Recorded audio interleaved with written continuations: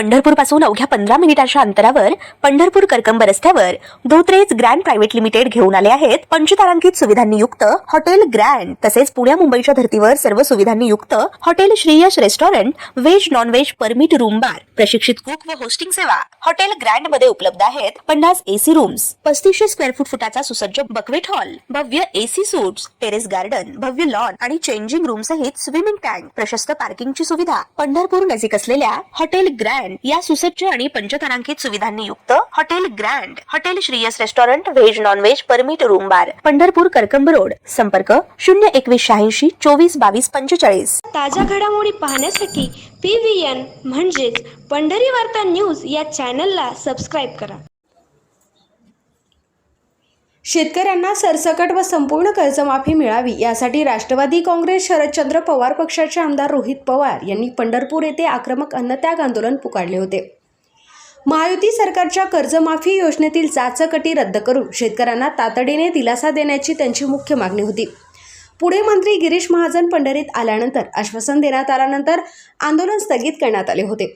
मात्र सरकार याकडे दुर्लक्ष करीत असल्याने पंढरपूरच्या पवित्र भूमीत शेतकऱ्यांना दिलेला विनाअट सरसकट कर्जमाफीचा शब्द सरकारने पाळला नाही।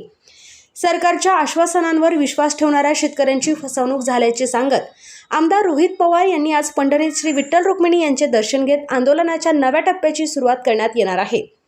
पंढरपूर येथून सुरू होणारा हा दौरा धाराशिव, लातूर, नांदेड, हिंगोली, परभणी, जालना, छत्रपती संभाजीनगर आणि बीड जिल्ह्यात जाणार आहे। दौऱ्याचा समारोप 29 जून रोजी छत्रपती संभाजीनगर येथे होणाऱ्या अन्नत्याग एल्गार या मेळाव्याने होणार आहे। 29 जून रोजी छत्रपती संभाजीनगर येथे होणाऱ्या अन्नदात्याचा एल्गार या मेळाव्याने होणार आहे। त्यांनी शब्द दिला, अजिबात काळजी करू नका। अधिवेशन म्हणजे 22 तारखेच्या आधी, म्हणजे अधिवेशन सुरू होण्याच्या आधी आम्ही 100% एक महत्वाची बैठक घेऊ, ज्याच्यामध्ये तुम्हाला बोलवलं जाईल। आम्ही विनंती करत असताना आम्ही सरकारला हेही सांगितलं की हे अराजकीय आंदोलन आहे, त्यामुळे फक्त आमच्याच पक्षातल्या नेत्यांना बोलू नका, शेतकरी नेत्यांना बोलवा।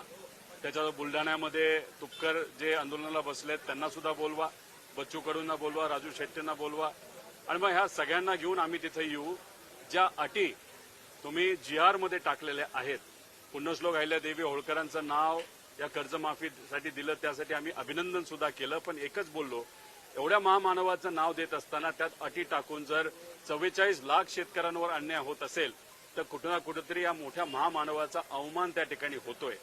आणि तुम्ही बघितलं असेल की शेवट उठत असताना महाजन साहेबांच्या हातामध्ये हात तिथं मी दिला, त्यांनी शब्द दिला आणि आपली सगळ्यांची अपेक्षा असते की या पवित्र भूमीमध्ये दिलेला शब्द हा नक्कीच हे सरकार पाळेल, कारण याच्या आधी कुणीही इथं येऊन खोटं बोललेलं नाही।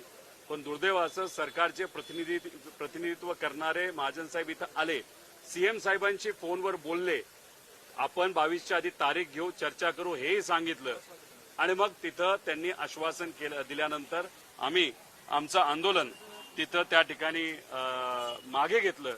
म्हणजे आम्ही राजकारण करायचं झालं असतं तर आम्ही काही काळ अजून 2-3 दिवस हे आंदोलन पुढे घेऊन गेलो असतो, पण फक्त राजकारण करून सामान्य लोकांना नुकसान होऊ नये या भूमिकेतून आम्ही आमचं आंदोलन मागे घेतलं आणि मग 22 तारखेपर्यंत थांबलो। 22ला जेव्हा आम्ही अधिवेशनमध्ये मी गेलो, माझं मन काय त्या अधिवेशनामध्ये रमलं नाही का एवढ्या पवित्र भूमीमध्ये शब्द देऊन ह्या सरकारने जर पाळला नसेल तर अधिवेशनामध्ये अनेक आश्वासनं आम्हाला दिलेली आहेत, ते कधी त्या ठिकाणी पाळणार आहेत। त्यामुळे भूमिका आता आम्ही घेतलेली आहे। मराठवाड्यामध्ये असणाऱ्या प्रत्येक जिल्ह्यामध्ये जाऊन शेवटी छत्रपती संभाजीनगरमध्ये खूप मोठं आंदोलन तिथं आम्ही सर्व शेतकऱ्यांना घेऊन करणार आहोत। असं आंदोलन कधीही या सरकारने बघितलं नसेल। हे आंदोलन तिथं करणारे लोकांचा जो रोष आहे तो कुठेतरी या सरकारला आम्ही दाखवून देणार आहोत। आंदोलनापूर्वी स्टंटबाजी झाली असा आरोप स्टंटबाजी केलेला आहे। राज्यातील 56 लाख शेतकऱ्यांना 36,555 कर्जमाफी केली आहे। राज्यातल्या 56 लाख शेतकऱ्यांना कर्जमाफी असं कृषी मंत्र्यांनी आज विधानसभेत सांगितलं। खोटं बोललेले आहेत। 55 लाख शेतकऱ्यांचं नाव ते घेतात खरं, पण यातून 36 लाख शेतकऱ्यांवर अन्याय होणार आहे। 2019 ही अट पूर्वी नाही असं सांगत होते, आम्ही ते दाखवून दिलं। त्या अटीमध्ये तुम्ही जर बघितलं असेल त्यावेळेस 48 लाख शेतकऱ्यांना कर्जमाफी झाली होती, त्यातून 14 लाख हे रेग्युलर शेतकरी होते आणि मग राहिलेले जे होते 32-36 लाख हे कुठेतरी नॉन रेग्युलर, नाहीतर ज्याचा कर्जमाफीचा लाभ तिथे मिळाला होता।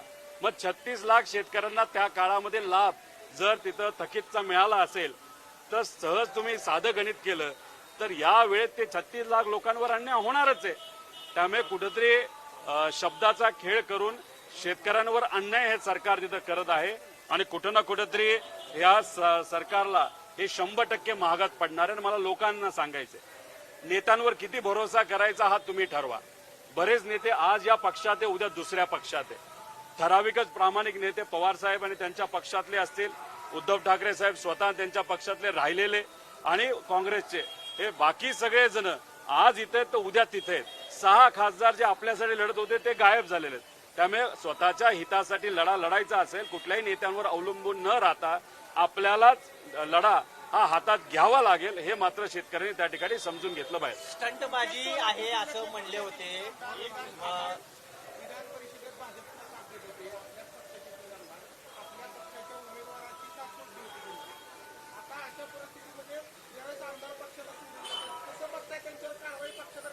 सोलापूर मध्ये जो उमेदवार महायुतीचा निवडून आलेला आहे तसं बघितलं तर आमच्याकडे कमी मतं होती, पण खासदार साहेबांनी पुढाकार घेतल्यामुळे व तसंच चांगला उमेदवार आम्ही दिल्यानंतर तिथं आपण बघितलं असेल महायुतीचीच मतं आम्ही बऱ्यापैकी तिथं फोडलेली आहेत. त्यामुळे इथं जो कुठला निर्णय घेतला जाईल तो नेत्यांकडनं घेतला जाईल. इथे सामान्य परिवारातल्या एका व्यक्तीला निष्ठावंताला संधी दिली तर इथली लोक पाठिंबा देतात. पण झालं एवढंच की मुख्यमंत्री साहेबांकडे दबाव इतका आला आणि इथले असणारे जे पालकमंत्री आहेत त्यांनी पैशाचा बेमाप वापर केला. त्यामुळे इथं आमचा उमेदवार कर्तृत्ववान असून सुद्धा त्या ठिकाणी हारलेला आहे. तुम्हाला हे सांगतोय, मी आमदार आहे, कारवाई करणारे आणि निर्णय घेणारे हे आमचे वरिष्ठ नेते आहेत. त्याच्यामध्ये पवार साहेब पासून सगळे त्या ठिकाणी आहेत. ते या बाबतीत नक्कीच निर्णय घेतील असं मला वाटतं. पालकमंत्री म्हणले होते स्टंटबाजी आहे तुमच्या आंदोलनाबाबतीत, मात्र गिरीश महाजन आले बोलले आणि पुढे काय झालं नाही. खरी स्टंटबाजी कुणाची? या सरकारने स्टंटबाजी केलेली असं आपल्याला म्हणावं लागेल. विषय एवढाच आहे. त्यावेळेस माझ्यावर टीका ही झाली की तोंडामध्ये सोन्याचा चमचा घेऊन जन्मलेला व्यक्ती इथं आंदोलन कसा करू शकतो, का नाही करू शकत. आणि आंदोलन आम्ही कोणासाठी केलं? लोकांसाठी केलं ना. आता अधिवेशनांमध्ये जाऊन गप्प एसी मध्ये बसू शकलो असतो, पण शेवटी दिलेला शब्द तो सुद्धा पंढरपूरमध्ये दिलेला, पवित्र भूमीमध्ये दिलेला शब्द सरकारने जर पाळला नसेल तर आम्ही अधिवेशनामध्ये जाऊन काय करणार. त्यामुळे तिथे सुद्धा आपण जर बघितलं ज्या पद्धतीने लढलं पाहिजे, काही विरोधातले नेते लढतायत पण एवढ्या ताकदीने ते लढत नाहीत. त्यामुळे याच्या पुढे जो लढा लढायचा आहे तो सामान्य लोकांनाच लढावा लागेल आणि बोलणारे बोलत असतात. आज जर तुम्ही बघितलं तर बरेच असे नेते आहेत 85 कोटी रुपये घेऊन त्यांनी भूमिका बदलली, विचार बदलले, पार्टी बदलली. आता मग तुम्ही त्यांना म्हणणार का 85 कोटी रुपये घेतले आता सोन्याचे नवीन नवीन चमचे तुम्ही तुमच्या स्वतःसाठी आणि नातवंडासाठी त्या ठिकाणी देणार आहात. भूमिका ही महत्वाची आणि भूमिका आम्ही तिथे गेली. आणि हे बघा स्टंटबाजी वगैरे करणारे जे लोक आहेत ना त्यांच्याकडे आम्ही काही भाव देत नाही, त्यांचा विश्वासात सुद्धा आम्ही तिथे घेणार नाही. महाजन साहेब आले, संकट मोचक त्यांना म्हणलं जातं. 6.5 तास प्रवास करून फक्त इथं आंदोलन मागे घेता यावं म्हणून ते आले. फोनवरही त्यांनी शब्द दिला होता, इथं येऊन सुद्धा शब्द दिला होता. तुमच्या आपल्या सगळ्यांसमोर तिथं मुख्यमंत्र्यांशी त्यांचं बोलणं झालं, मुख्यमंत्र्यांनी शब्द दिला. आणि मग या पवित्र भूमीमध्ये दिलेला शब्द जर पाळत नसतील तर मग 24 जुलैला जेव्हा खऱ्या अर्थाने मुख्यमंत्री इथं पूजेला येतील तेव्हा लोक मात्र काय करतील हे आपल्याला तिथं सांगता येणार नाही. कर्जमाफीमध्ये जास्त काटे आहेत त्या रद्द करून, ज्या जास्त काटे आहेत त्यांनी रद्द करून शेतकऱ्यांना दिलं असं सीएम साहेबांनी माध्यमांसमोर सांगितलेलं आहे. हे बघा मुख्यमंत्री साहेब सुरुवातीला बोलत असताना अटीच नाहीत असं बोलले. नंतर ते म्हणाले बहुतांश शेतकऱ्याला फायदा होईल. नंतर म्हणायला लागले नाही ठीक आहे काही शेतकरी हे वंचित राहू शकतात. त्यामुळे शब्दाचा खेळ तिथं कुठेतरी मुख्यमंत्री साहेबांकडनं केला जातोय, सरकारकडनं केला जातोय. काल सुद्धा अधिवेशनामध्ये बोलत असताना या आंदोलनाचा रेफरन्स घेऊन बरेच आमदार सत्ताधारी सुद्धा बोलले आणि बोलताना त्यांनी एवढंच बोलले, लिचीपिची बोलले.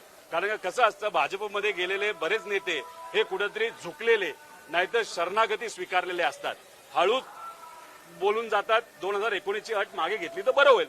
अरे हिंमत असेल तर शेतकऱ्यासाठी लढून दाखवा.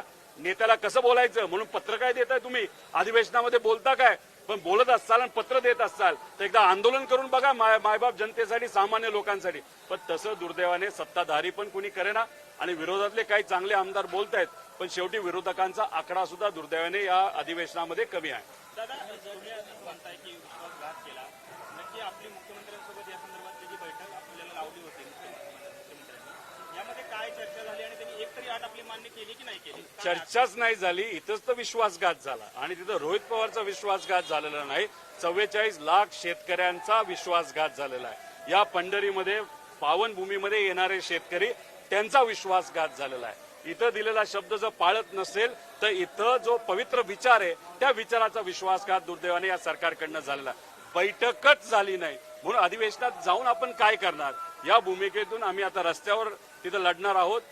अटीच्या अटी मराठवाड्याच्या जिल्ह्यामध्ये सुरुवातीला आम्ही फिरून छत्रपती संभाजीनगरमध्ये खूप मोठं आंदोलन तिथं आम्ही सर्वजण मिळून तिथं करणार आहोत. आंदोलन झाल्यानंतर भाजपच्या काही कार्यकर्ते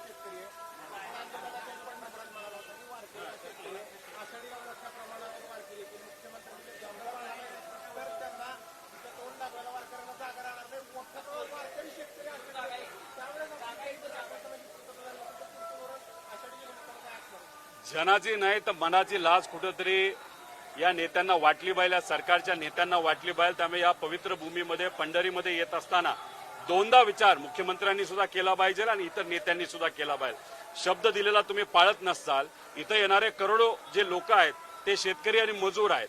आज जर आपण बघितलं तर शेतकरी अडचणीत आला तर मजूर अडचणीत येतो, ग्रामीण अर्थव्यवस्था अडचणीत येते, शहरी अर्थव्यवस्था अडचणीत येते. त्यामुळे 25 तारखेला आषाढी एकादशी आहे, म्हणजे 24 जुलैला संध्याकाळी रात्रीच्या वेळेस मुख्यमंत्री साहेब इथं दर्शनाला आणि पूजेसाठी तिथं येत असतात. त्यामुळे दोनदा विचार करा. इथं मुख्यमंत्री साहेबांना पण मी शेतकरी म्हणून त्या ठिकाणी सांगतो आणि लोकांना सुद्धा मला विनंती करायची, तुम्ही आज स्वतःच्या हक्कासाठी लढला नाहीत तर उद्या जाऊन आपल्यावर मोठ्या अडचणी येऊ शकतील. या भागामध्ये जिथं मी उभो आहे तिथं अतिवृष्टी झाली होती, अनेक शेतकऱ्यांचे शेती वाहून गेल्या होत्या. किती मिळाले पैसे शेतकऱ्याला, विम्याचे किती रुपये तिथे मिळाले? 1 रुपया सुद्धा दुर्दैवाने तिथे मिळाला. 35,000 कोटीची मदत त्यावेळेस सरकारने जाहीर केली होती, मिळाली किती? 12,000 कोटी. आता सुद्धा काल ज्या काही मागण्या या सरकारने तिथं पैशाच्या मागण्या ज्या बजेटमध्ये तिथं मांडल्या आहेत त्या 20,000 कोटीच्या मांडलेल्या आहेत. 5,000 कोटी कुठले आहेत? जे 17 मध्ये त्यांनी शब्द दिला होता ते पूर्ण केला नव्हता, आम्ही इथं आंदोलन करणार म्हणून घाबरून त्यांनी ते मान्य केले, ते 5,000 कोटी. म्हणजे कुठेतरी 20,000 कोटी त्यातून वजा 5,000 केले तर 15,000 कोटी रुपये या कर्जमाफीसाठी हे सरकार देणार आहे. बोलतंय किती? 35,000 कोटी. देणार आहे किती? 14 ते 15,000 कोटी. इथंच तर मी म्हणतोय हे फसवेगिरी आहे, बाकी दुसरं कुठं काय नाही. आंदोलन झाल्यानंतर भाजपच्या कार्यकर्त्यांनी भाजपच्या कार्यकर्त्यांनी विषय काय, माझ्या लेवलचं जर कोण असेल, मंत्री असतील, मुख्यमंत्री असतील, नाहीतर अजून कोणी असेल जे विचाराला आणि काही प्रमाणात अभ्यासाला, नाहीतर लोकांच्या हितासाठी लढणारे जे मोठे नेते असतील त्यांनी जर असं काही केलं असेल तर त्याला मी उत्तर देईल. असे काही इतर लोकांना उत्तर हे माझे प्रवक्ते नाही तर पदाधिकारी इथले लोकल देतात. एक तर कर्जमाफी शेतकऱ्याची सरसकट झालीच पाहिजे आणि ही सुबुद्धी आपल्या या सरकारला मिळावी असं एक साकडं घातलं. त्याच्याच बरोबर पाऊस हा लांबलेला आहे, त्यामुळे लवकरात लवकर चांगला शेतकऱ्याला तिथं न्याय देईल असा पाऊस लवकरात लवकर पडो असे सुद्धा तिथं साकडे घातले. आज कायदा व सुव्यवस्थेची खास करून महिला अत्याचारांची परिस्थिती या महाराष्ट्राची जी खालावली आहे ती कुठेतरी सुधारावी. आणि आज नेते आमच्या बरोबर कमी असले तरी सामान्य लोक आमच्या बरोबर राहू दे, जेणेकरून सामान्य लोकांना न्याय देण्यासाठी आम्हाला कुठेतरी बळ मिळेल, ताकद मिळेल असे साकडे देवासमोर मांडले.